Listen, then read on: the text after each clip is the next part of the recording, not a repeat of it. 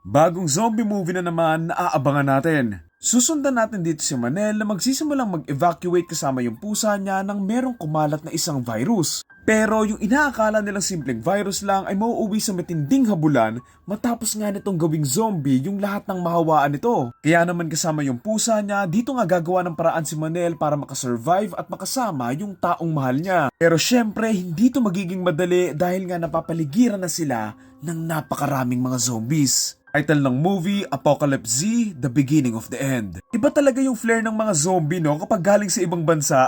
Lalo na yung mga takbuhan nila na talagang kakabahan ka kasi ikaw ba naman habulin ka ng mga taong kakain sa'yo, hindi ka rin ba tatakbo? Uy, ngumiti. Bastos mag-isip ito! Medyo nakakatakot din yung linya dito na the greater a population, the greater the number of infection. Kasi kung mas maraming taong mahahawaan, mas maraming mahahawaan. Kaya kung magkatotoo talaga yung mga zombie, GG na tayo dito sa Pilipinas eh. Nasa 100 million tayo, di ba? Isa rin siguro sa dahilan kung bakit aabangan ko to dahil doon sa kabady niyang pusa nang kinakabahan na ako ngayon kung madadala ba niya hanggang dulo eh. Na yung pusa niya yung katulad doon sa A Quiet Place na tahimik lang.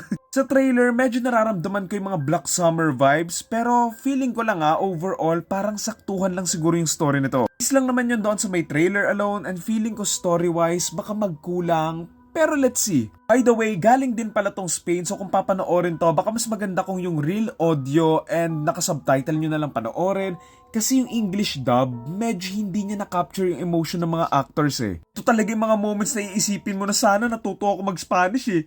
Isipin mo yung 400 years tayong nasakop, hindi pa rin tayo marunong. Yun lang, again ang title na to, Apocalypse Z, The Beginning of the End. Inabangan natin to on October 31. Tingnan natin kung maganda.